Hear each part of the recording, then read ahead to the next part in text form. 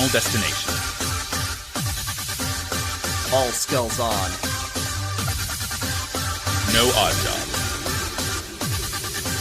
Slappers only.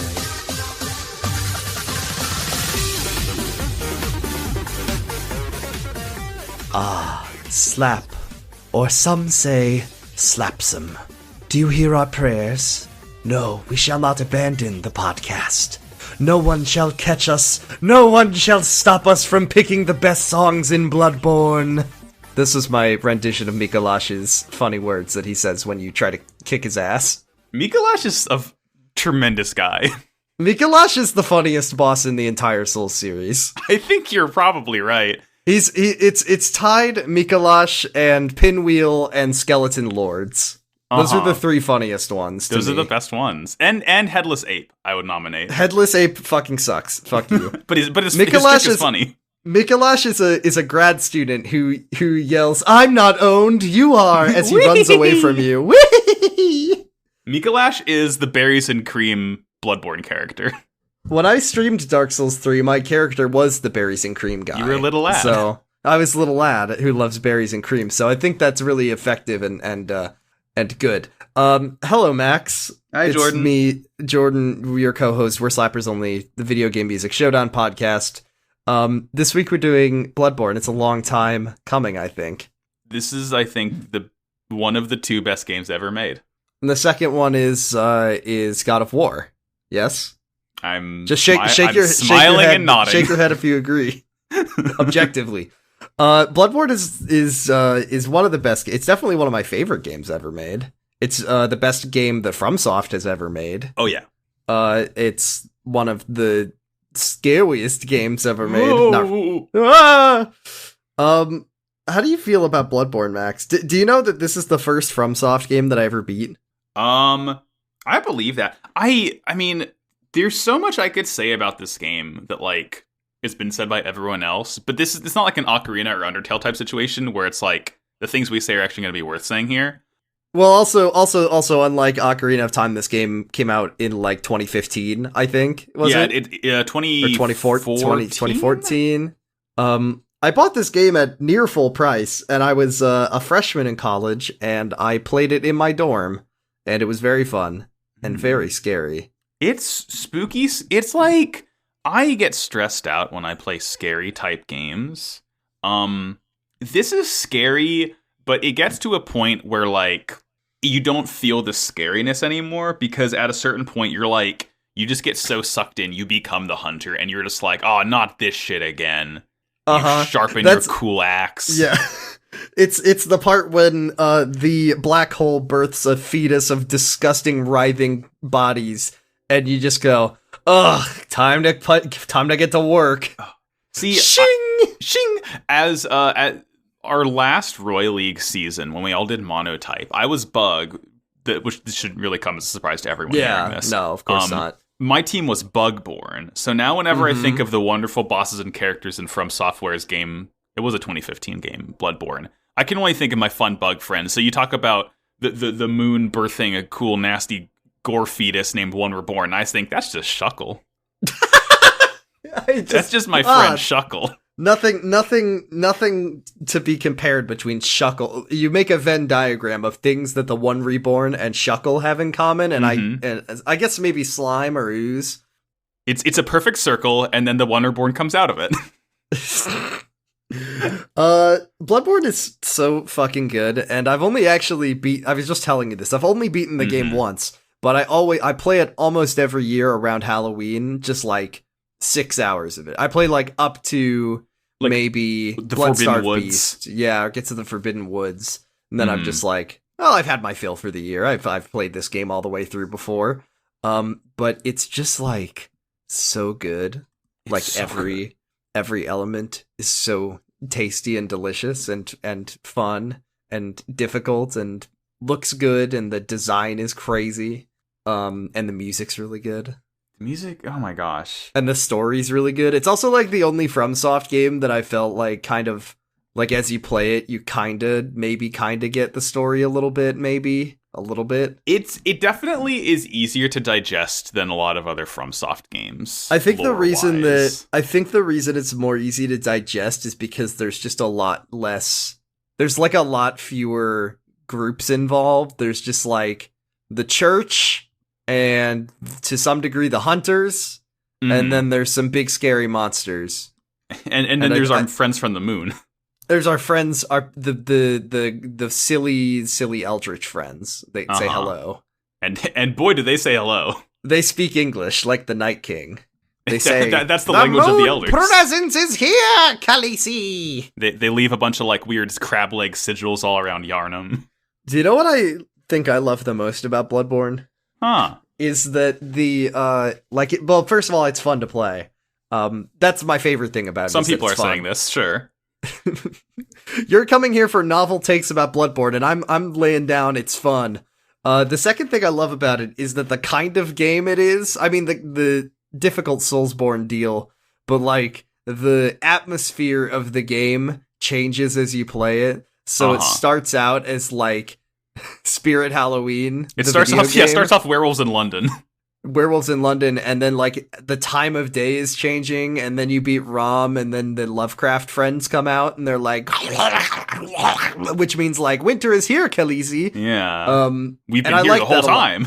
Yeah, I like the sort of evolving, and that's the cool thing is that's like the theme of the game is like gaining insight and sort of witnessing the fucked up shit that was in front of you the whole time, but you couldn't even see it, and that's like weaved into a narrative perspective. It's a metaphor of getting woke. And a gameplay perspective, and I like that, and I think that there's some stuff about that maybe reflects in the music that we'll talk about. But I think that in terms of like connecting mechanics and story and narrative, I think that Bloodborne probably wins for From Software.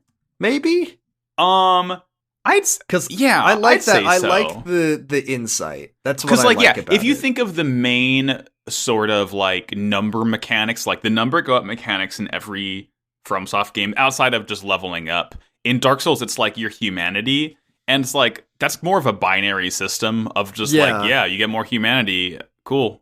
It's like don't lose it when someone invades you and fucking kills you. You passively gain insight as you play the game.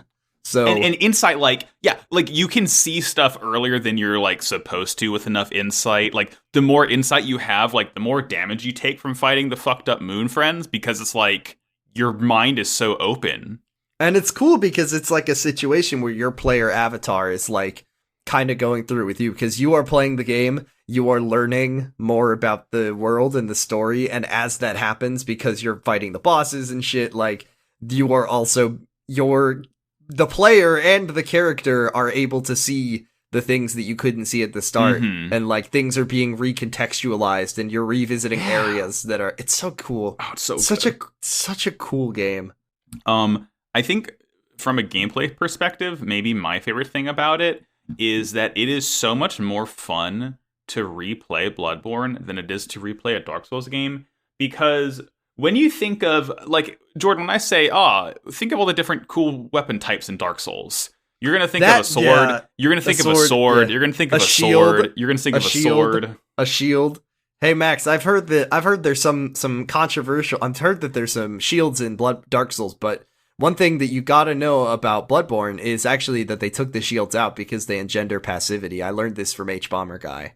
In a very good video. Except there is one shield in the game, and you can use it, but the game will say, haha, idiot, bye. It says, idiot, don't use this shield. I think that Bloodborne is good, period. And confirmed. I like those I think that, like, the reason that it's so fun, is because they just made little changes to add some speed to the combat. Like, some speed. Like, what I really like is when you're locked on, your character doesn't roll. Like, your character, like, quick steps. You dash, yeah. It's so good. And actually, from an animation perspective, I just love the way it looks when you're fighting, like, Bloodstarved Beast, and you're, like, bobbing and weaving under his giant fucked up arms. That's a really good point, because it really does make you feel like Bloodborne. In that when you play Dark Souls, you don't really get the idea that you're like a special guy. You're just kind of like you're just kind of there, and you're like kind of the one who takes part in the world. But in Bloodborne, like, I know you were brought to Yharnam, but you really do feel like a hunter from the get-go. You're doing the job, yeah. Like, that's the funny thing is that in Dark Souls, you're like the one who, you're just an undead. But also you're the undead that's gonna kill all the bosses. Yeah, you're the enkindled ash. Yeah, but in Bloodborne, you're just a hunter, but also the game makes you kind of feel like you're a hunter. And there's kind of a sense to why, I mean, in the sense that, like, once again, I think Bloodborne in general is just more, like, harmonious in the gameplay and narrative than the other Dark Souls is. It's like, in Dark Souls, you don't really get a sense for why you're doing any of the things you're doing. You're just kind of... Unless you're Vati Vidya and you read every item description. It's like you just walked into a room and fucking Gwyn is in there and then you kill him. Like, you walk into a room and Osiris is there and you kill him and then you're like, oh, that's who that guy was. And he's like, oh no, Revolver Ocelot, where is it? In Bloodborne, it gives you a very clear goal. Kill monster. And then you kind of stumble across the story, which you are then learning about as you go. And there isn't really like I mean, I guess your goal initially is to seek pale blood and ascend the dream or whatever. But like, really, you're just here to kill the monsters and get stronger. Yeah. And I like that. Like I said, I think that that's a big advantage that Bloodborne has, is that it's just very like harmonious with its gameplay and narrative. Another big advantage that Bloodborne has is that when you wear the gold Artio or Mikolash's hat and you go down a ladder, it goes boom, boom, boom, boom, boom, boom, boom, boom, boom. I don't think I've ever... It really, like, blew my mind that was real. I always thought that was an edit that someone made online, like it was a funny joke, but no, they put that in there. Like, I genuinely think that is something that so well encapsulates all of Bloodborne's vibe, in that it's this very serious game with, like, you know, fucked up beasts and moon friends. And then they took the time and effort to make you bonk your head all funny going down a ladder. And it's like, there's that little bit of levity that even carries through for, like, the whole game, that it's just like, you know, this isn't so bad, as you're covered in, like, guts. I mean, that's the thing about Bloodborne, is that it's so, like, atmospherically overwhelming. Like, once again, it's hard to, it's when you throw around words like immersive in a video game context, I start to like fall asleep and I'm just like, oh my god, stop talking about immersion. This is the Dark Souls of video games. But then there are those games that it really isn't a matter of like, it's just some of those games have that magic where there's just, you play it and just the edges of your TV screen just kind of disappear. Like, that was how I felt with Morrowind as well. Like, when I played Morrowind, I just kind of forgot that I was playing a video game. And that's kind of how you feel when you're playing Bloodborne. And I really just think it's because it's so damn engaging. And just, like, the world itself is so interesting that you just kind of want to look at it. And I think that's really the biggest strength of it, is just, like, every single corner of the game is interesting, visually distinct from itself. The areas, the level design is just, like, so cool, I guess. It's just awesome. And I just love the differences between the areas, especially as the game progresses and you get a little more, like, eldritch, and the levels become more, like, fucked up and weird, and you go into the nightmares, and, good. It's such a good game. It's such a good game. It's like, it's one of those games that I'm just like, damn, I love FromSoft games so much, but they'll really never top this one. And that's okay. That's okay. That's okay. It's like, but like, we don't need a Bloodborne 2. They made their best game, and I think it's good that they're going to keep going, but they'll never make a game as good as Bloodborne. Because it was like perfect, beautiful, catching lightning. And I think that it's so good that it influenced FromSoft's other games and made them better, because I fucking hate Dark Souls 1, sorry.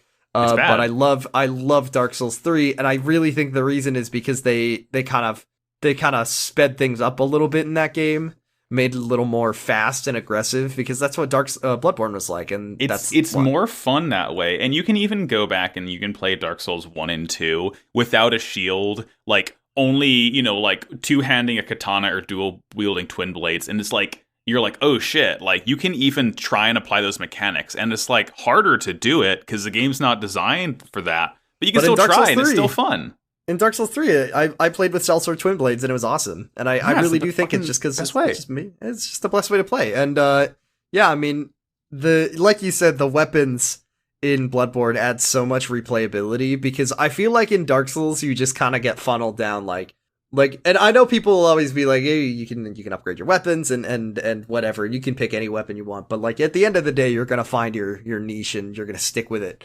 And that's fine. I mean, maybe people play it other ways, but that's how I always do.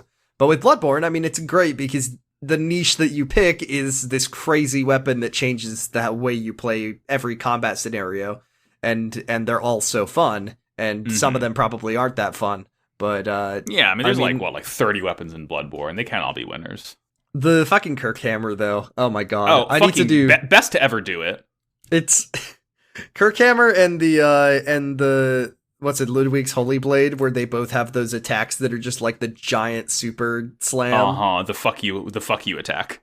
The fuck you attack. The one that's basically the true charged great slash from Monster Hunter. Yeah, it's fucking the zero sum discharge. crushing an Engineath right across the face and making him feel the wrath of God. Like oh my god. Bloodborne.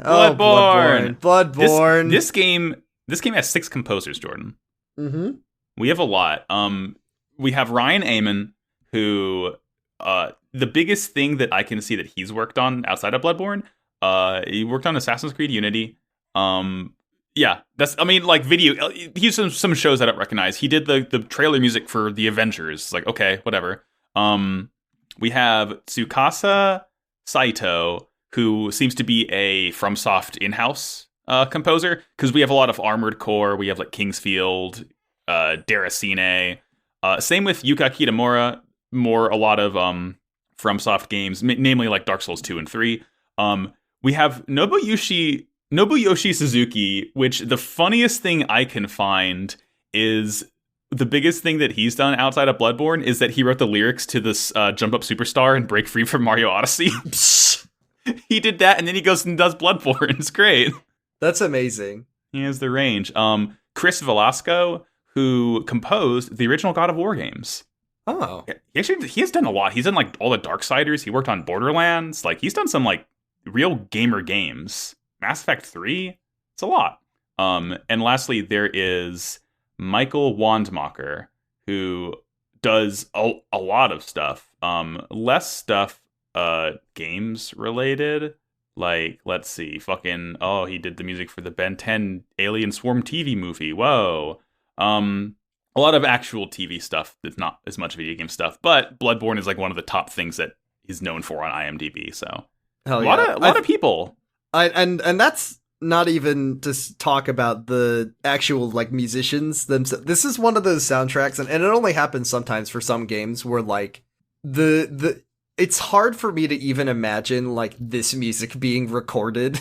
Oh my god, I know, right? There's videos of it. I think you can go and watch them with the choir and stuff working on the music for this game, but like I think it's just something about the actual music itself, like the scale of the orchestra and the choir that they're using is like they had to pack these people into a recording studio and make this music happen, and that's kind of fucked up for me. Yeah. There's a lot of scary music in this game, and it'd be pretty crazy to be like, oh shit, I'm making this scary. Hey, come into the studio and sing this hymn about drinking some silly blood that makes you go funny. Ah. Do you think you can do that? Yes, let me sing this funny song about what if there is a big monster. You want to talk about it, Jordan? Yeah, I got contrary to our usual formula, I actually picked some music that I like this week. Whoa. And I picked about 6 songs that I'd like to talk about. Do you think I could do that? I'd like for you to do that. Would you prefer it if we talked about some music? I think it is. It is your turn. It is my turn. All right, I'm gonna start strong. With a piece of music that is good. Ah, tremendous. Can you believe it? Where's my picks? There they are. Okay. Let us start with something very basic and fun. and good, which and also like I think the first standout piece of music in the game Bloodborne. The cool thing, the thing about FromSoft games, and I think it's actually a strength of theirs, is that they almost never have overworld music or like any music at all. You hear music during in the like hub world, so like in the Firelink Shrine or in the Hunter's Stream or Majula, and then basically the rest of the soundtrack is the bosses. So like, and I think that's the thing I love about the series, is that they're kind of like a showcase. It's like the bosses to me are like the star of the show. I don't know if you think that way. Obviously, like it's not like Shadow of the Colossus where it's all you're doing is fighting bosses. But whenever I think of Souls games, I just think of like the areas and then the bosses, and the bosses are like the big selling point, that my favorite part of the game is like the cool boss fights. Okay, I'm glad you think the same. Not to like say, oh, the levels don't matter, but like these are like the developers giving you a big treat. And boy, so Bloodborne has 2 bosses that you can fight first. Yes. And I think one of them is kind of the like standard, and then the second one is presented as like your first wall to overcome. I think every player hits a wall at this boss, unless you get lucky and you beat him on your first try. And that's Father Gascoigne. People will argue about the pronunciation. I believe it is Gascoigne. How do you say it? Yeah, I'll co-sign that. What do you say? What do you say though? No, I say Gascoigne. Okay, cool. And this is his theme, The Hunter.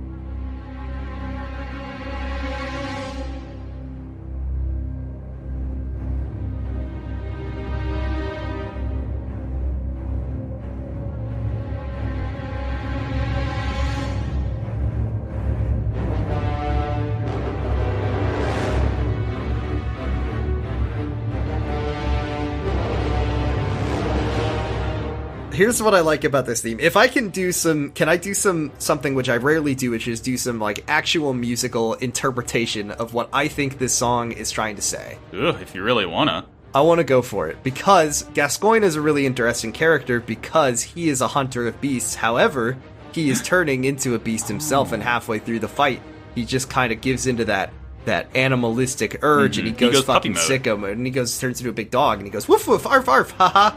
What's for dinner? Bow wow. Oof. And then he tries to club you with a brick. Yeah. But this song has 2 sort of main elements to it. One is this like bodacious, bombastic brass. And then it's got these like strings, these like frantic strings. And my belief, or my interpretation, or how I feel about this song is that it's like the 2 sides of Gascoigne kind of fighting for control, because of the first half it's horns dominant, and that's like the hunter. It's kind of the it's got this like industrious quality to it, like it's the metal, like the horns, like it's the guy, Gascoigne the guy. And then in the second half it gets taken over by the strings and the choral. That's like the like frantic, the bestial nature of Gascoigne taking over. And they're kind of fighting each other for control. And in the second half, the horns are still there, but they take a back seat in the background. And that's what I like about it. But even still, if you don't like my interpretation of the song's fucking good. And it's really the song cool. still goes hard as hell, is the thing. The song goes so hard. Not to like criticize the good soundtrack we're talking about. This isn't a criticism at all. But a lot of the music in this game is just like Latin chanting. And it's good Latin chanting, don't get me wrong, we'll talk about a lot of it today, I'm sure. But when the music lets itself be very like melodic and rhythmic, I think it stands out a lot. And that's what I like about Gascoigne's theme. It's like really sort of melody forward in a way that not all the songs are. Yeah, because I can only think of a handful of bosses in Bloodborne where I can like remember the melody of their boss track. Yes, and Gascoigne is definitely one of them. Yes, absolutely. It's just, this fight is so fucking good. This really is like... I love this fight so much. It's one of my favorite. It's sometimes there are fights in Souls where it's like the wall that isn't fun to overcome. That's how I feel about Bloodstarved Beast. I get stressed out every time I fight Bloodstarved Beast. But then there's the ones like Gascoigne and fucking Genichiro, where when you fight them the second time and you come back and you know how to play the game, and you just completely trash them. But it's like so fun, and it feels like it feels like a fair fight, and I love that. It's just like fuck you. Yeah. Oh, on a second playthrough, you can like basically no hit Gascoigne like so easy if you just know like when you realize how parryable this guy is. It's like, so fucking smart. That's the best thing about Bloodborne is that so many of the bosses can be parried, and so many of the hardest bosses can be parried. Like, you can parry Bloodstarved Beast as well, and you kind of have to. I mean, you don't have to, but like it really hinges. Like this game is saying that if you can learn to parry, and it's not that hard in this game either. Like it's way easier to parry in Bloodborne than fucking Dark Souls. I can tell you that much. Like the game is basically testing whether or not you can do it, and obviously the boss is still easy, or you can still best him without doing it, but like when you come back on your second playthrough and you've practiced and you're good at it now, like Gascoigne is so fun to fight because because he's not like super easy, but you are better at the game than you were when you started, and it's satisfying. Same with Genichiro, he's one of my favorites, and Sekiro. It's like you have become better, and this big obstacle is now not really an obstacle for you, and I love that. There's this really nice progression in gameplay of like the player skill. I feel like a lot of people, the first time you fight Gascoigne, you use the music box a lot, and that music box like staggers him for a good like 5 to 10 seconds, and you can get a bunch of free hits in. Or you use the gravestones, which like really, kind of block his movement towards you and give you like more openings to hit. But I feel like when you're good and you just like you fight him like on the fucking stairs or like out in the open, and you're just parrying him and you're just like dodging through it, and you're completely trashing this Bow Wow Wolf man, like it feels so good. You feel like you become the Bloodborne. That's what I love about Bloodborne, though, is that like it is so rewarding and satisfying to get right up in that ass, like right up in there, and that's kind of how the game wants you to play it too. And that's one of the things. Sorry if we just spent this whole time talking about why Dark Souls is worse than Bloodborne, a take that everyone in the world has that has played these two game series. Not that Bloodborne is like Dark Souls sucks, but like Bloodborne, you just want to. I mean, so many of the gameplay designs are inviting you to play aggressively, which is just way more fun and cool. And I love getting up in Gascoigne's personal space and making him very upset when he dies. Yeah. All right, Max, bring a second pick. Yeah. It's funny that you talked about Gascoigne being one of the first two bosses, because I like to talk about the other first boss in Bloodborne. Ooh, same slap, perhaps? It might be a same slap. So you're going through Central Yharnam, doing your thing. At one point, you hear like the most terrifying, blood-curdling screech, and you're like, that's probably nothing. I'm sure it's nothing. Can I say, as a side note, that I think Central Yharnam, and I'm not exaggerating here, I think Central Yharnam is the best level in any video game ever created. You're probably fucking right, honestly. I think that it's the best level. It's the most like well designed. It's my favorite level. It's endlessly like well thought out, the way that it loops in on itself, and the different parts of the level, and the sewers and the streets and the guys, and it's just like to continue the aside, I think the smartest thing Central Yharnam does is like one of the very first packs of enemies you fight is like 20 fucking dudes. It's so good. It makes you have to like think about how you're gonna come through, and you cannot skip it. Like you have to. You can't skip it. But it's like you can. But once you realize the easiest way to go about it is to just be aggressive and hack through them like they're just fucking blades of grass, instead of trying to follow them through stairs. Because like inevitably, if you try and play it safe around those guys, you're gonna get got. But if you just run like a freaking bloodthirsty maniac and start cutting them down, you're fine. You're totally fine. I mean, that's the other good thing about Bloodborne is that you get so many chances for heals that like you can do that. And it's the optimal way to play, and it's the most fun. And yeah, it's just like the fact that Central Yharnam is just like you walk down some stairs and there's fucking 40 guys. It's so funny. It's so good. And then it's like it's just an endless string of memorable moments, Central Yharnam. Like I can close my eyes and visualize that level. And also like we're in the street where there's 50 guys. There's something pounding on the door and you're like, what the fuck is that? And then you go to the other side and there's a fucking big boy over there. And it's like it's just, and there's like, then you go up the stairs and there's two evil dogs on the bridge and they still get me every single time I play because I'm bad at the game. I hate those fucking werewolves. Those fucking dogs are so horrible. Okay, sorry. So yeah, you get up on that bridge. And it funnels you there. It's a long bridge, and you think, surely there'll be a cool reward on the other side. The reward is getting your insides turned out by a fucking 30-foot tall deer goat beast named Cleric Beast, which is the name of the song also.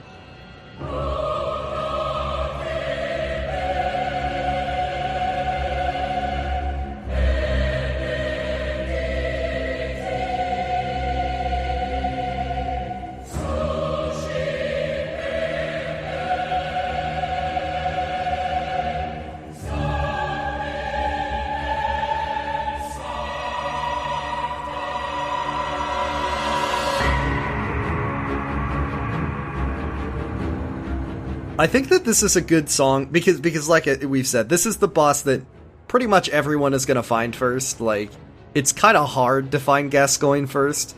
And I think that Cleric Beast is like a good invitation to the musical stylings of this game. Like, you get a little bit of everything here. Oh gosh. So, what's cool about this song is that this is one of the songs that actually has like lyrics to the music. Like, they're yelling in Latin, but they're yelling words, and it's like, you can translate it, sure. It's Bloodborne. It's like an edge of horror, a lost path, lost alliance, the holy blood. From the mouth, the blood says, "O sacred holy blood mistress." And just, it's all about blood and fucking, it's Bloodborne shit. There are some songs, I will say, where the lyrics are like meaningful and worth talking about. But yeah, Cleric Beast in terms of like who this monster is not like as important as some of the other bosses. It's just kind of a big fucked up thing for you to fight. Because this is not only the Cleric Beast theme, this is also Vicar Amelia's theme, because she's also the same kind of thing. I always find that a little bit disappointing.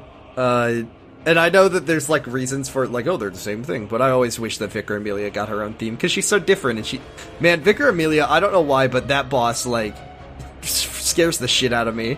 I think it's the way that she, like, prays and holds her hands together that really, like, bothers and upsets me, I think. Scary boss.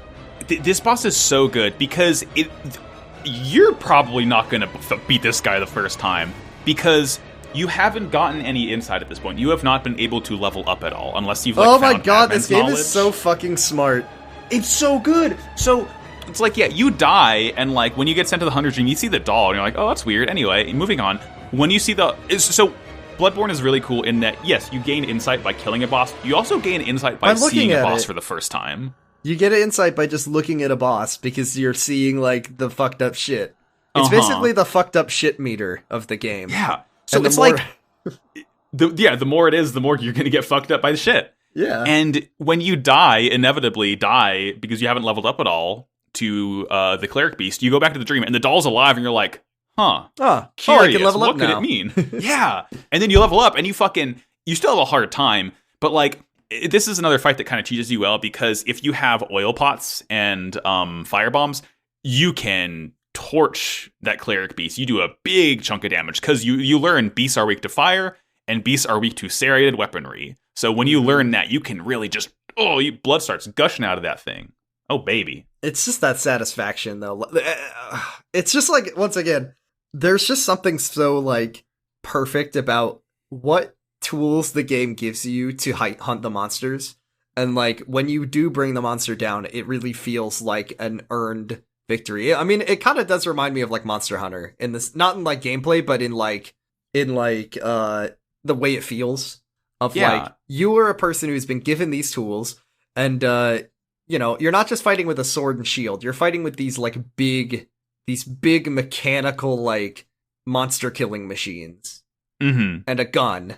And bombs and shit. Like, it just feels so good, and it feels really fair, which I like. I mean, not fair, but, like, when you get that victory, it feels so earned. Oh, God. I realized I didn't actually talk about, like, the music of this fight outside No, the lyrics. you're just talking about how good the game is. It's good. This is one of the other ones that has the leitmotif you can recognize, the da-da-da-da-da. It's good. It's just, it's in cool time. I think it's either in, like, 3/4 or 6/4 time. A non-standard. It's like a double waltz. I don't know terms. It's good, though. It's different. It's not like 4/4, which is like, like we've always say, literally anything is more interesting than 4/4. Yeah, that's true. It is good. Good first boss if you didn't fight Gascoigne first. Yeah. It's just such a good, like, introduction to the game. And just that, once again, the first, like, 4 hours of Bloodborne are just, like... Perfection. Perfect. I mean, Bloodborne is I don't think there's such thing as a perfect game, but Bloodborne is about as perfect as a game I've ever seen. And especially, like, everything in the first, like, 4 hours of Bloodborne is just absolute perfection to me. It's just, so like, so tightly designed, so perfectly presented to you. It's just beautifully made, and oh my god.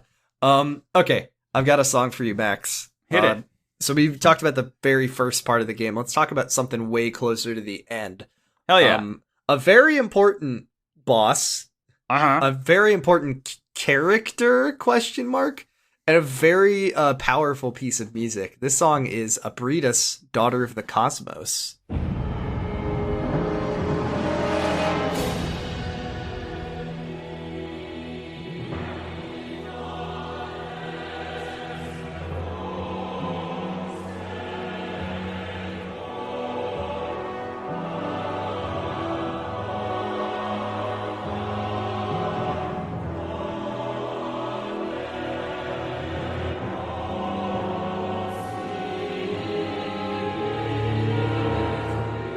Noodle face. So Abridas is a really cool part of the game because if you continue to play the game, you learn about the existence of the Great Ones, which are basically like ascended beings from another plane of existence. They're like god creatures. But Abridas is a Great One who has a tragic story because she was left behind. And then some real shitheads said, "Ooh, let's, yes, don't mind if I do, a sippy." Yummy! And then they just kind of kept her around to siphon her juice out. So Abridas's music is like, you know, it's got the usual Souls boss trappings, but there's a lot of like ache and emotion to it, I find, that I really like. It's just very like somber and powerful. It's genuinely sad. Yeah, it's really sad. She's trapped there underground. Like, there's a few bosses in this game that it really feels more like a mercy killing. Like, they're gonna fight back because, of course, they're gonna fight back. But like, yeah, but you're just putting them down. Yeah, you're putting them down because, like, I feel bad for Abridas, and this song makes you feel it. Like, if you look at the lyrics, they're talking about you know, she's like alone. She's the last one, and it's so sad. It makes me sad. It makes but also, you feel bad for this disgusting, completely horrific, disgusting I know. Fucking... It's a disgusting, like genital monster. I mean, I don't want to... She does have like, two big old baby blue eyes, though. Yeah, I know. That's one of the things that I love about the monster design, though, is like, it's so fucked up, but you do feel bad for killing Abridas. And I think one of the reasons is because of that music and like the emotion behind it. Like, this is a sad character. Even though she looks really scary and gross, like and we don't really understand the level of cognition experienced by the Great Ones. You recognize that something wrong has been done to this creature. She looks almost like an angel, too. Like, she's all white except for her face. She has these weird, like, wiry wings. Like, you can tell, like she's wrong, you know? She's not meant to be here. It's just, God. And the build-up to her fight is so cool, too. Because the Upper Cathedral Ward, that's all optional. You don't need to fight Abridas. Like, you can go the entire game without knowing about her. So you go through a whole optional area, this fucking terrifying, like, giant room where, like, wolfmen trash the chandelier, and it's like you're in pitch blackness fighting these horrible blue-eyed wolves, and then you fight a bunch of toads from Mario, just a bunch of little blue guys, and if you don't explore past that, you think that's the end of this area. You're like, that was fucked up. But if you explore a little bit more, you find Abridas's weird lair, and you're like, oh my god. I love this part of the game because, I mean, the thing about Abridas is that she's, like, singularly one of the most important entities in the game. Completely optional. Yep. Hard to find. Good. And like, I love the Upper Cathedral Ward because the Cathedral Ward is like this very familiar area. It's not that scary, like in terms of fucked up Bloodborne-ness to it. And you can even like look back and see Vicar Amelia's room from the upper cathedral ward as you Yes. take the elevator down, and you find that that altar she was standing at is basically sitting atop the room that Abritas is in, where they've been sucking her blood out and using it for the weird blood shit that they've been doing. And it's just like, it's just such a tragic like story. It's so sad and very scary too. Yeah. And yeah, man, this game is so good. And Well, also totally optional. You can so optional. easily miss. I can't believe I even found this without a walkthrough. I don't understand how I found this, but It's so wow. good. Yeah. What I love about Abritas is that if you look around in her room, you're like at the edge of the Chalice dungeons. Like, you're basically next to the labyrinth where they found a bunch of fucked up blood. Yeah. So it's like a place of power, you know? Yeah.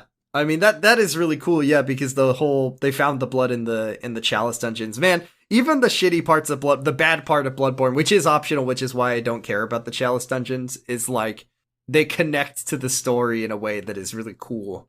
Oh, I think the correct Bloodborne opinion is that the final boss of the challenge dungeons is the true final boss of Bloodborne.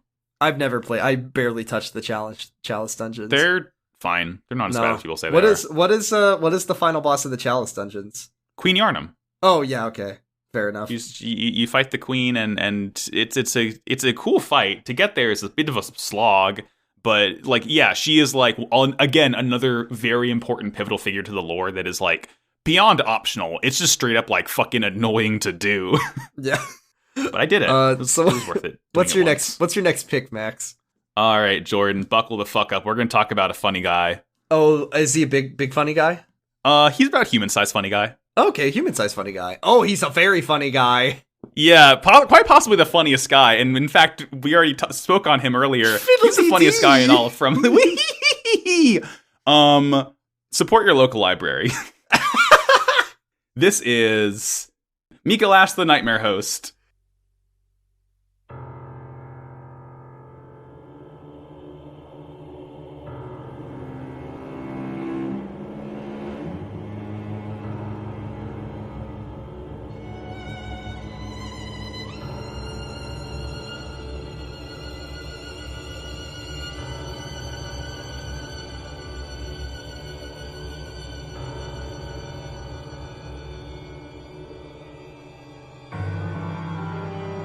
He's the Nightmare Host. I think that Mikolash is so fucking funny. Can I tell you, this boss like ruined me the first time I played it, because I did not. It's a fucking terrible fight. It is awful, and I kept getting to the last room and then getting funny blasted by him and then dying. But he'll karate chop you, and that's the funniest thing about him. It's so good. Mikolash chop. Oh gosh. So yeah, his fight fucking sucks because like the first phase is him just fucking running through this weird labyrinthine library corridor as a bunch of puppets come to life and attack you, and you can cut the puppets down and they'll come back later, it's fine. Eventually you trap him into a room, and then he blasts you with eldritch tentacle powers, which can very easily kill you if he uses like the Call from Beyond, which is like a bunch of like space missiles essentially. Yeah, that's the one. But the music is so creepy. You get really low rosiny strings up against like really high, light, creepy, like those like spidery type strings. You get a really nutty piano arpeggio going There's around. There's not a lot of piano like, in this game, by the way. That's a cool thing about it. It's mostly strings, and I love those like super heavy, like kind of gross strings. They like kind of being played as harshly as humanly possible on purpose to add that kind of horror element to it. It's like a very discordant choir.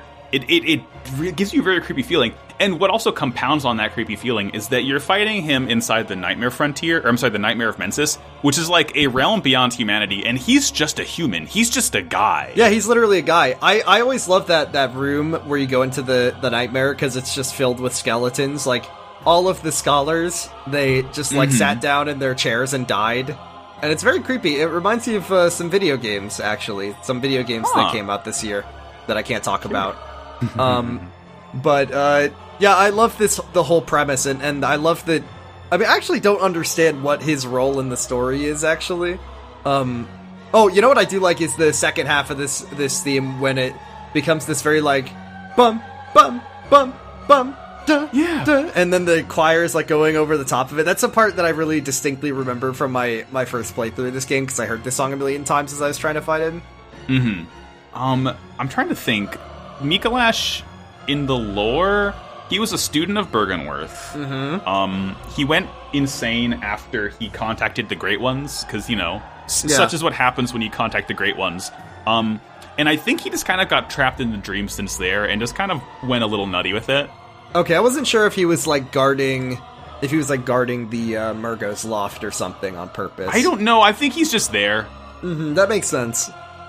I like he's that. Great. I He's really so like funny. that the DLC is pre-planned, because Mikolash is talking about Kos, and the Bergenworth scholars are connected to the old hunters, that they're the fishing village or whatever. It's kind of cool. God, I'm looking at his wiki page, and there's a whole list of unused dialogue that we don't see in the game. Ee-hee-hee-hee, fiddle-dee-dee. So one of them is, please, somebody, anybody, somebody look into my eyes. But my favorite one is, let us sit about and speak feverishly, chatting into the wee hours of my wonderful nightmare. I think God. It's so fucking funny. He's a bit much. I think that he's putting on an act. I think he's fine. You think he's normal? I think he's regular. I like him. He's great. He's so funny. All right. All right, third pick, Jordan. Third pick. Oh, I got feeling the pressure. Feeling the pressure. Okay. Here's a pick that I like a lot, and I kind of don't love it, only because it's got a similar name to a pick I already had, but that's them soundtracks for you. They're not really thinking about it that way. This is the final boss theme of the game. It's the one where you fight, there's a funny man, and he's kind of old, and he's kind of a pervert, also, is a funny thing about him. He's a funny Gare man with a funny Gare plan. And his plan is that when you defeat the Murgos wet nurse, he lops your head off and he lets you go on your merry way, and the game's over. Yeah, you did it. And it plays the Mario 64 credits music when it happens. But if you say, maybe I should have a couple more boss fights, you get to fight the funny Gare man with the funny Gare plan. And he gets up out of his wheelchair, and he's got a wooden leg, and he's got a big scythe, and his name is his song is The First Hunter.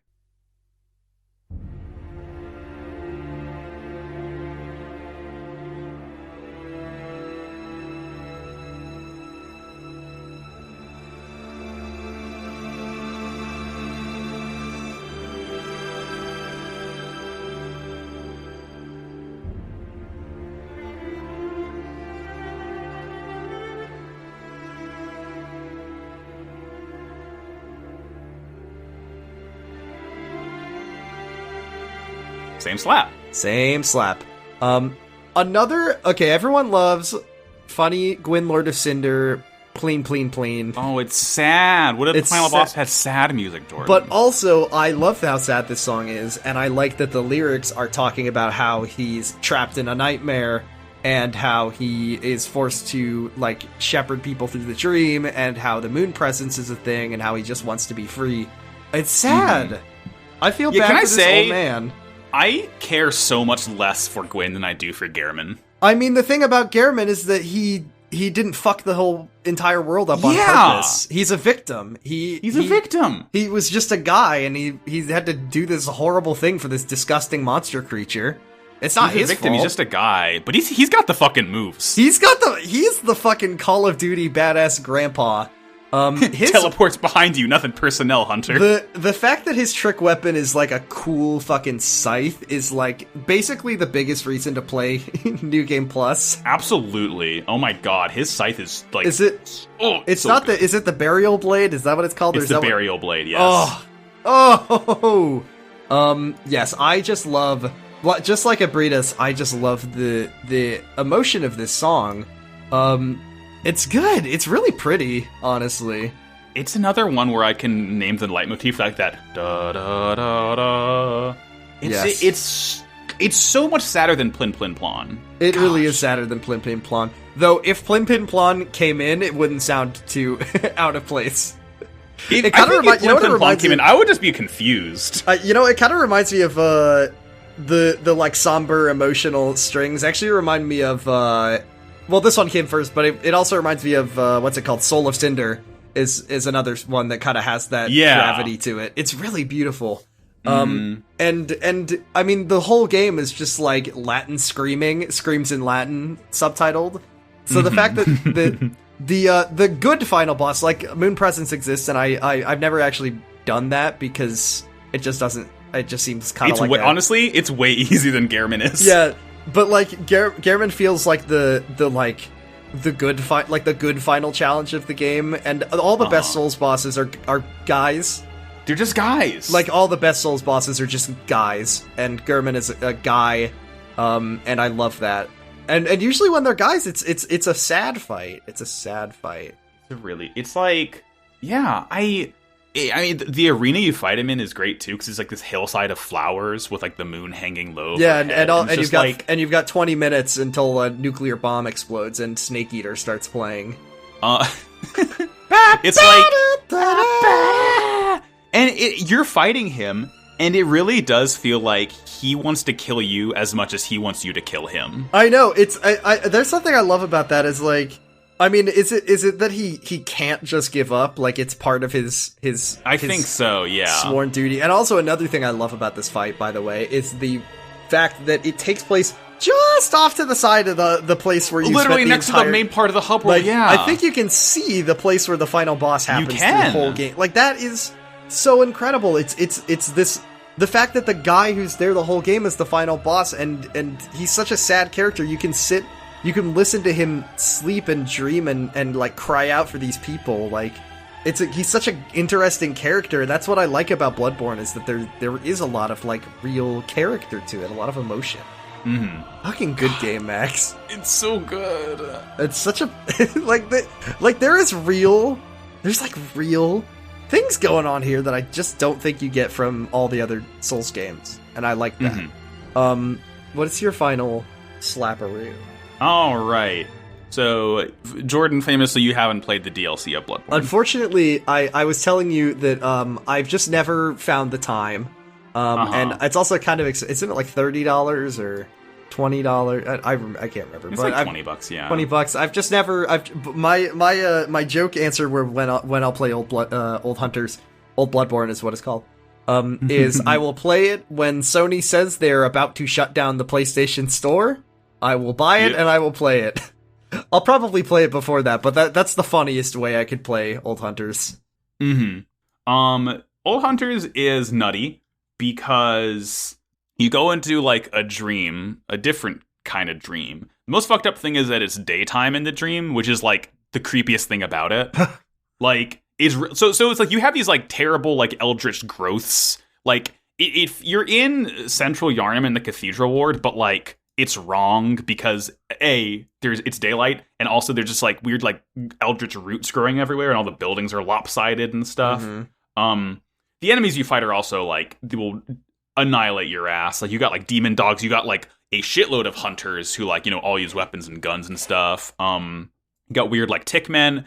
The DLC does one of the smartest things in the world. Remember how at the end of like Dark Souls, you're fighting like Capra demons and Taurus demons, like the regular enemies, and it sucks. Bloodborne does that in that there's this one cave where there's just another blood-starved beast there.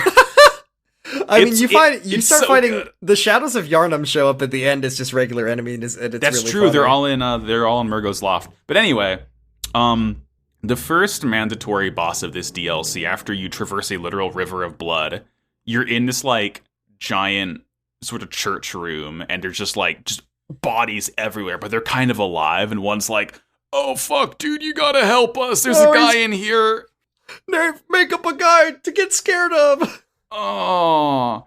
And this is a very important figure. In fact, this is like the second hunter, basically. Like, Gehrman was the first hunter. This guy was the first church hunter. This is the best boss fight in the game. This is the best boss fight in any FromSoft game. And Jordan, it's called Radial Tracking Map. Oh, it's called Ludwig the Accursed. And also, I think Ludwig the Holy Blade.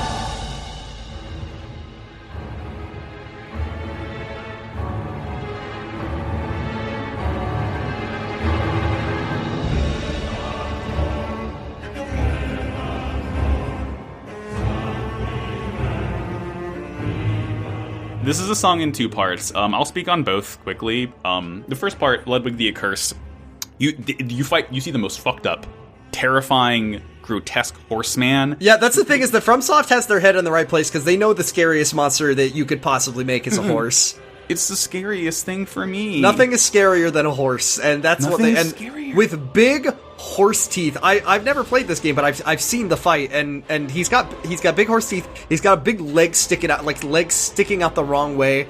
He's so freaky to look at, and a human nose. What if a horse had a human nose, Max? Whatever, it's Mr. Ed's ancestor, because he can talk, too. He's like, you fight this horse guy, it fucking sucks. He's fast as hell, he jumps on you, you know, all the things horses can do in real life to regular people. And there's lyrics to it. It's See, like, I want to interject and say that if he was really a horse, then this would be the easiest boss in the game, because you could just, like, push him lightly and he would instantly die. He would just, like, his neck would snap in 3 places and he'd die. Yeah. But the first part of the music, you know, it's like you got Latin choir chanting, "Oh, hunter, blessed saint, an honest death is like a blessing. Let death come once and for all." It's like, all right, go off. You get him down to half health, and then the coolest shit I've ever seen in my entire life happens. Hey, Jordan, you know that one weapon that's in every single FromSoft game that we all know and love, the Moonlight Greatsword? Yes. This is the guy who owned it. I love that it's the guy who owned it. What is that? What is the implication of the lore for the other Moonlight blades? It is a literal sentient weapon that bestows power upon those worthy enough to wield it, and I guess it exists throughout dimensions. I guess so. Doesn't fucking Sullivan have it in Dark Souls 3? No. I don't know if... No, he has some... No. You know, he has a sorcery blade and a fire blade. Yeah, but yeah, so the first part was called Ludwig the Accursed, and then Ludwig picks up the Moonlight Greatsword, and he stands up, and he starts talking like a normal guy. Cutscene. The fact that he, like, finds clarity in his sword, and once he picks the sword up, and he, like, regains his composure, and he is still a fucked up horse, but he's also a guy, and he starts fighting like a guy, and it becomes a dude boss fight. And the best part is, in Bloodborne, beasts are weak to serrated weaponry. He is no longer weak to serrated weaponry in Phase 2, because he's not a beast anymore, he's a guy! And is this when the horns and stuff come in?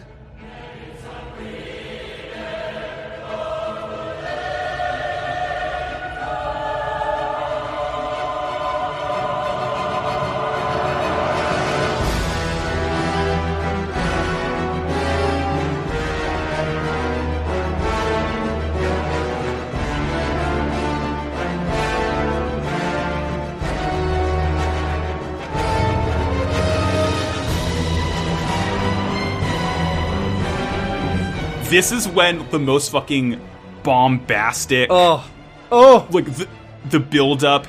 It is this triumphant, like, oh my god, it hits so right, and it is like the most incredible boss fight. Oh, I'm like leaning back, listening to this, like, holy shit, like it's this like waltz. It's so good. It's a waltz. It is. And you know, the best thing in Souls games is when you fight a guy who's on even footing or hoofing with you, and Ludwig says, "I will become a sword guy for you," and then the music becomes this cool, like, it's a dance against a guy. It's a dance. It's not plin plin plon. It's clip clip clop. It's clip clip clop. Fuck, Max, this song rules. This song's so good. I wish I didn't have to replay the whole first part of the game to get to this. I want to play this fucking DLC so bad, but I just don't know if I have time to play the whole game. Oh, yeah. Shit, Max. It's so good. Just that huge, like, horns. Once again, if you ask me, Max, the horns are the human side of the Bloodborne. The hunters. The horns represent the hunters. That's what the symbol is. So that when Ludwig picks up his sword, you get the horns coming in, and the music becomes a lot more like Western classical. It's really cool, because he's regaining his humanity. So cool. Doesn't he, like, talk to you after you kill him also?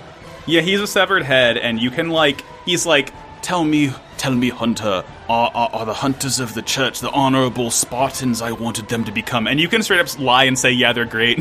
That's and good. He's like, I can die happy now. I'm glad you could do that for him. Oh man, God, that fucking 3/4 waltz with the choir, and then it's just emphasized by those, like, cymbal clashes. Oh, Max, Max, come on. It's good. Delicious. I love it. This is incredible. It's delectable. See, like I said, it's a real shame that I haven't played this because I would appreciate this a lot more if I've actually fought the boss. Though I have seen it, but I mean, my God. And he's a hard boss. I think he might have been the hard. Either Ludwig or Parl was like the biggest walls for me in Bloodborne. Yeah, Parl is a real fucker. Because you can get to Parl way underleveled. Yeah, that's the thing. Man, I just love every Dark Souls game has like those 2 or 3 perfect, wonderful, incredibly difficult bosses that are like so hard that you're just like laughing through it. That's how I felt fighting what's his name in Dark Souls 3. Why can't I think of his name? Gale. Like when you fight Gale, it is just so over the top that you're just loving every second of it. And that's what I've heard people say about Ludwig, is that it's just like so incredibly overwhelming. Similar for the Orphan of Kos, but that's a different kind of... Yeah, that's a different beast. I've heard mixed things about Orphan of Kos. I've heard that Orphan is not very fun, but Ludwig is incredibly fun. I mean, I'm gonna fucking bask in my own sauce here. It took me 2 tries to kill Orphan. How many tries did it take you to beat Ludwig? I don't know, like 10, 15 maybe. Man, when you beat, like, God, I can't wait for Elden Ring, because there really is no feeling in the world like beating a Souls boss that took you a million tries. Like, I've been avoiding the previews of it because I don't want to see what that weird arm guy can do. I want to beat that guy on my own terms. The first time I beat Nameless King, which I couldn't beat on my first playthrough. I think I beat it on stream. I think you did. And beating Gale on stream was also just like... I was there. It was an incredible moment of my life. I just felt like those feelings are just so good. There's something you just don't get from any other game. That's what it is. I mean, it really is like... I can't ever expect anyone to play these games because they're really hard and really, like... Yeah. They're kind of obtuse and hard to pick up, but like... Maybe they should have an easy mode. They should have an easy mode. But those feelings that they make you feel are just like nothing else. You'd never get those emotions in any other game, I don't think. It's good. It's so good. We got some Onimenchis? Yeah. I've got 2 for you. Hit it. The first one is, and they're kind of similar in a way. The first one is Moonlit Hymn, because once again, I love the way that the game takes the familiar and turns it into something different. So when you get enough insight and you beat Rom, the Hunter's Dream theme changes, and it becomes this, like, sort of haunting, gentle, like, singing vocal piece that's really nice. Before it's this, like, kind of cool, mysterious, like, solo cello piece. And I feel like it really works in evoking these feelings of, like, the game sort of ascending to this different thing than it was when you started, as you gain the insight and you start sort of learning the mysteries of the world. That's what I like about it. It becomes this different thing. It becomes more ethereal, and I like that. Yeah. The second one I brought is fuck this one, and I mainly am shouting it out because it's got a very funny name, and it's called Soothing Hymn, and it's the one that plays in Upper Cathedral Ward, the scariest level in the game. God. I think it's the second scariest behind Hypogean. The Hypogean Gale. But it's just these awful, like, dissonant, ambient sounds, and then this, like, one soprano voice going, like, this creepy, and the brain suckers and the horrible dog. God, I hate that area. I hate those fucking brain suckers. It's, like, the scariest shit. It's so dark, but in a way that is, like, not Dark Souls 2, like, I want to light this area up and it's satisfying. It's like, I need to get out of this area as fast as possible. I hate this fucking place. And it's called Soothing Hymn, and it's a funny joke from the composers. Oh, it's a subversion of expectations. It's just like David Benioff and D.B. Weiss would probably call it, like, this. Oh, they love to subvert the extra expectations. You wouldn't expect that the song is called Soothing Hymn. Oh. My Onimenchi is one other one from the DLC. You know the fight against the Celestial Emissary? Where you fight like a bunch of fucked up toads. It's the boss that was in every, like, early 2000s video game, where it's one big guy and then you made of lots of little guys, and then you have to knock the... I love those bosses, by the way. I love It's good. when big guy explodes into little guys that you gotta kill, and as you kill them, the big guy becomes smaller. That's peak video game boss design to me. It's so good. Living Failures is a fun sort of twist on that, where you fight like 2 to 3 big guys at once. They have weird like crumpled heads that aren't like the normal like big old puffy toad heads. Yeah, they're like Morels. Yeah, well, they're literally like man-made great ones. That there are living failures. But it's just this very like bombastic, almost adventurous soundtrack. Feels like you could like sail on a pirate ship to this song. It's pseudo-nautical instrumentation. It is. I have argued before that this should have been the theme that plays when you fight Orphan, and Orphan's theme should have been with Living Failures. Yeah. But I mean that people have agreed with me on that, so I know I'm not the only one who believes That's good. But it's just a weirdly intense track for fighting a bunch of little guys in like a weird like sunflower garden. But they can like summon like space meteors to get you, so it's not like it's an easy fight. In fact, I definitely died to these guys more than I died to Lady Maria, who's like immediately after this fight. So that says something, I suppose. That's a lot. It's just another fun DLC track. Whenever you play the DLC, you'll have a good time. Yeah, when I play it eventually. I need to play it. I need to play it in like 4 years. I just need to do it. Like, that's the thing, is that I just need to do it. So just do it. Maybe next time there's a drought in video game releases, it'll be the time that I finally actually do it. Maybe. I can't promise this, but I need to make a commitment to do it at some point. What's going to happen is that like you're going to buy the DLC, and then like the week later, Sony's going to announce that Bloodborne's coming to PC. Oh, they'll never do that. That's a funny joke. They'll never do it because Takaya Kimura's agent won't let you turn him into Bloodstar Beast or whatever. God.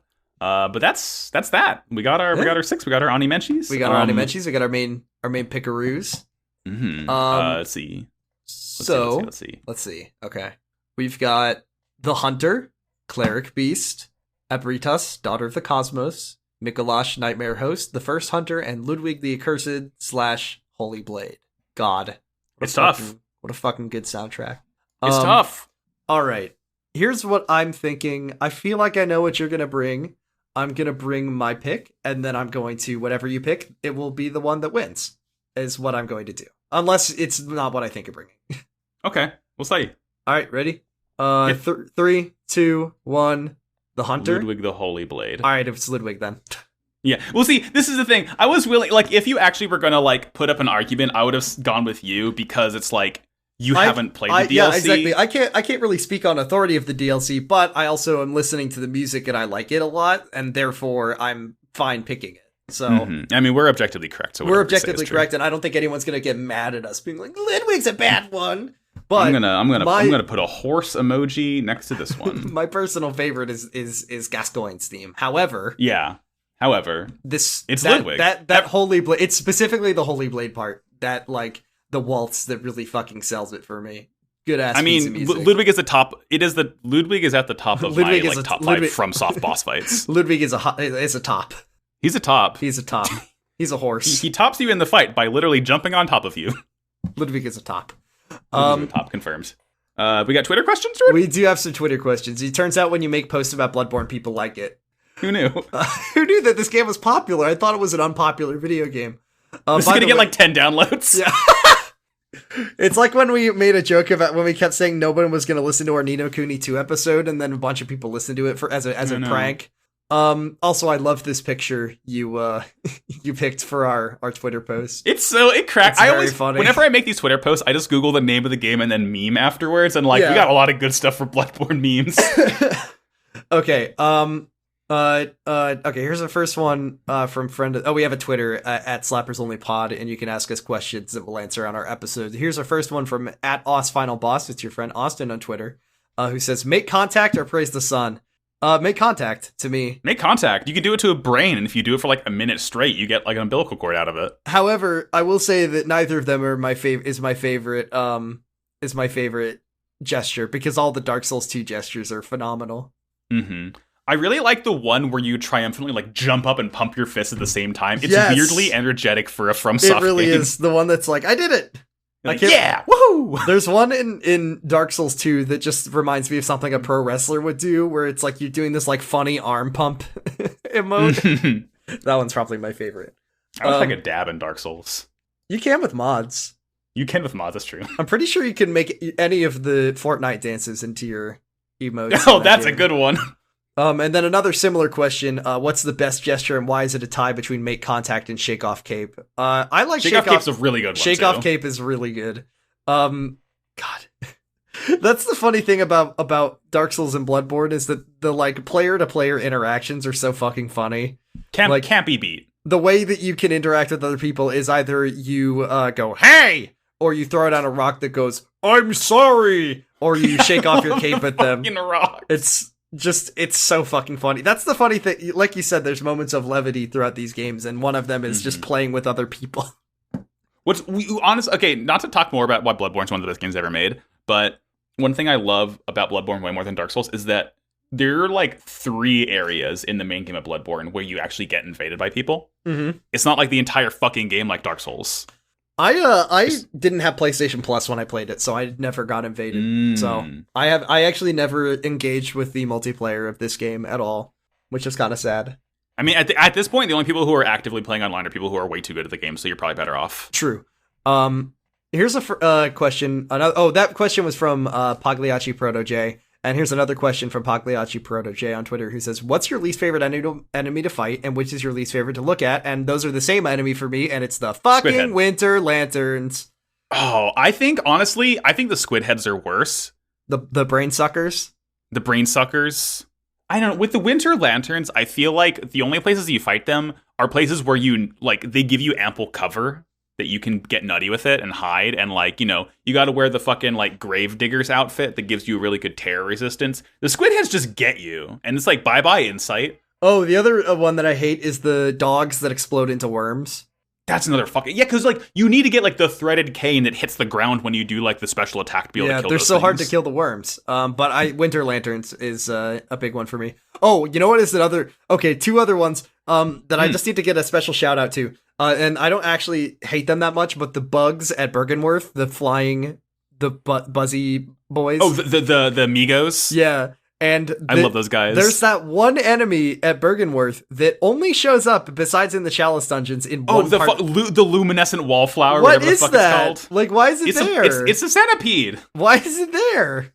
I don't know. It's funny. I love in FromSoft games when they just throw something in for no reason, and it's like, what is it? And it's like, wow.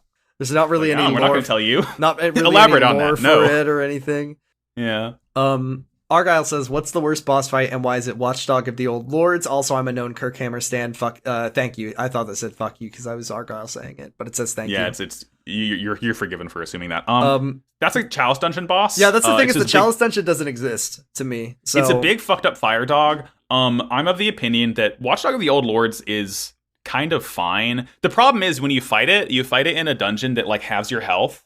Can we add an asterisk onto it that is what's the worst boss in not in a Chalice dungeon? Because Chalice dungeons are so optional that I just it's I don't even know the names of the ones in the Chalice dungeons because I've never even done them. What's the worst boss in the actual? I mean, is it Mikolash? Probably just because it's hard to fucking corral him into the room where you actually have to fight him. That's true. He's just kind of a pain in the ass. My answer with Chalice Dungeons involved is the fucking Thumerian Descendant, who's a guy who can fucking throw twin scythes at you, and you just can't close the distance. He just kills you so fast. That's I get annoying. so mad fighting that guy.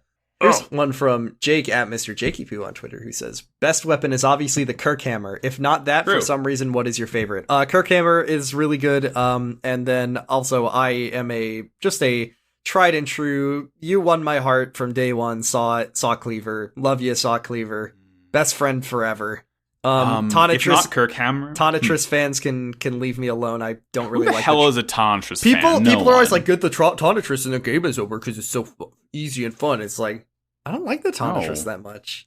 It's only good for killing Rom's little babies in that fight. I love the Whirligig Saw.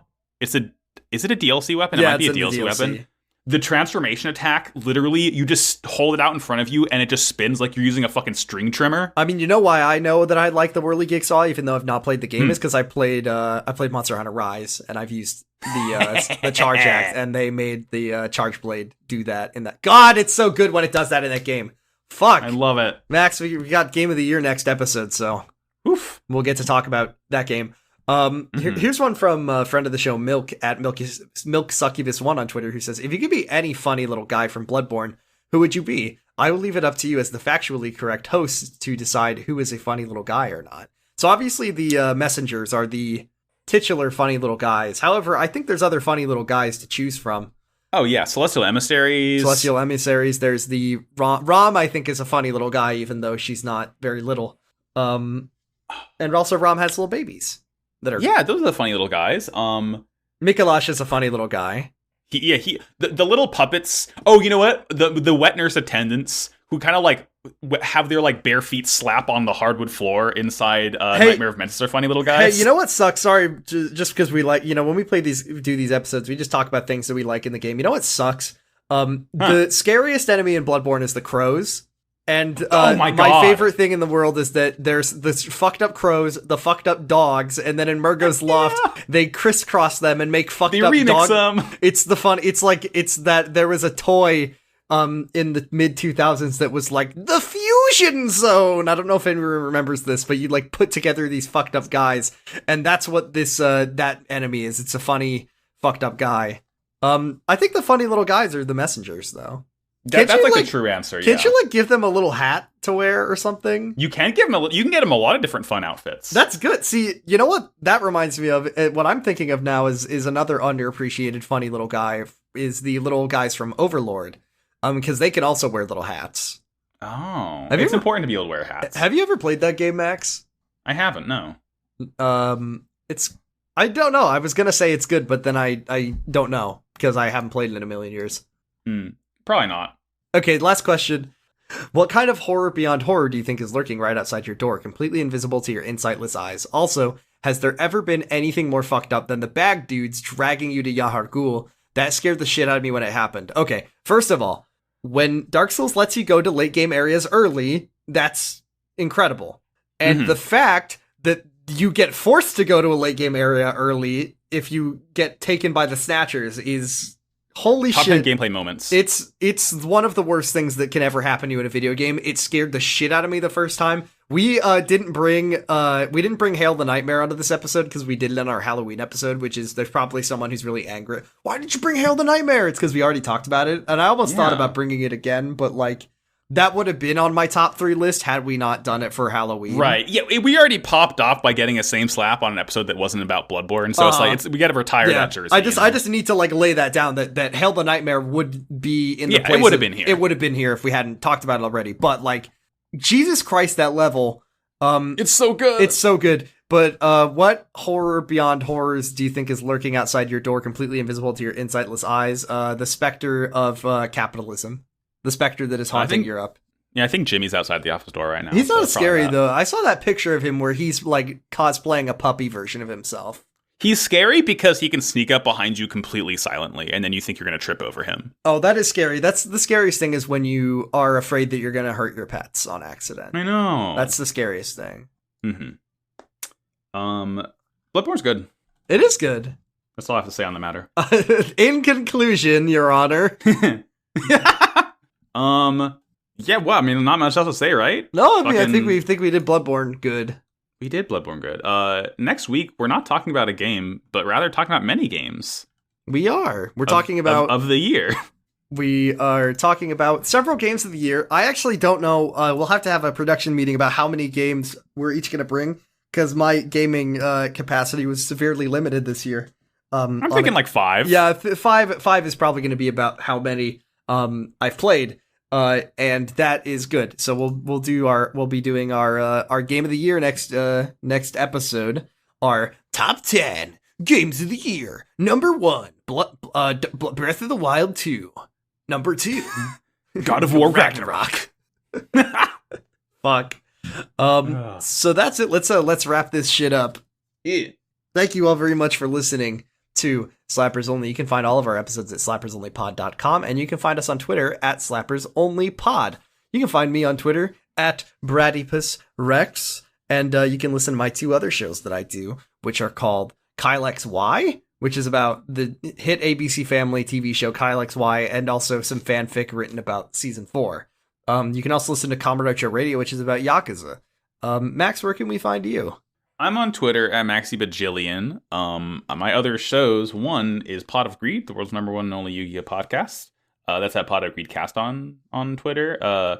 There's Wow Cool Robot, a show about Gundam. Hey, you're into that now. Max, I started listening to Wow Cool Robot. It's good. Thank you. I like to listen. I've been watching Mobile Suit Gundam, and then I was listening to the episode as I was watching. However, I've immediately outpaced the podcast because of how much Mobile Suit Gundam I've been watching. But it's a fucking good show. It's a great show. It's a really good anime. It is. I'll have you on. We'll talk about like maybe an OVA or a movie, perhaps. Yeah. It'll be a fucking great time, and that's on Twitter at Wow Cool Podcast. And my current main project, not main project, I don't know why I said that. It's called Nevermind the Trollocs. It is a limited run podcast I do with Sarah from my Yu-Gi-Oh pod and Tom and Nina from another Gundam podcast, where we talk about Amazon's Wheel of Time. It's really good. Episodes come out like Tuesdays usually, and that's on Twitter at NVM the Trollocs. Yes, and we are hosted by the Noise Space Network. Lots of great shows on Noise. I just got distracted because I just saw that Hideo Kojima bought the. He was talking about buying the full box set of Columbo. Oh my god! And I was just like, Jesus Christ! I can't fucking escape this man. No, I can't tell if I'm talking about Columbo or Hideo Kojima at this point. Who am I trying to escape from? Yeah, I know, right? Just. Hey, Snake, it's me, Columbo. I'm trying to solve this case. Oh boy. Okay. Lots of good shows on Noise Space. You can listen to all of the ones we talked about already. Those are on Noise Space. You can listen to Nanoroy's Nightmare and Era, and you can listen to, which is about creepypasta, by the way, and it's very funny. Mm-hmm. If you want to know who Tiki Toby is, which, by the way, fuck Tiki Toby. I was getting so mad listening to the Tiki Toby episode because I was just like, fuck Tiki Toby. Little asshole. Who the fuck is who gives a shit about Tiki Toby? What a piece of shit. I hate Tiki Toby. If Tiki Toby is real, I hope he comes to kill me so I can make fun of him before he does it. And what other good shows are there? There's Twink's Awakening about Zelda. It's about Breath of the Wild too. I almost said the only Zelda game worth talking about. Yeah, the only real video game. Best game that came out this year. Holy shit.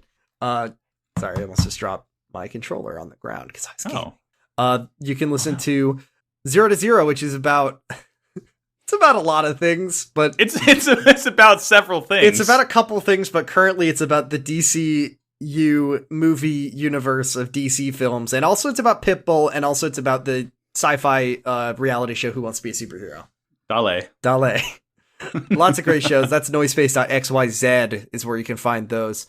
That is it for this week. We will be back next time to pick a game of the year.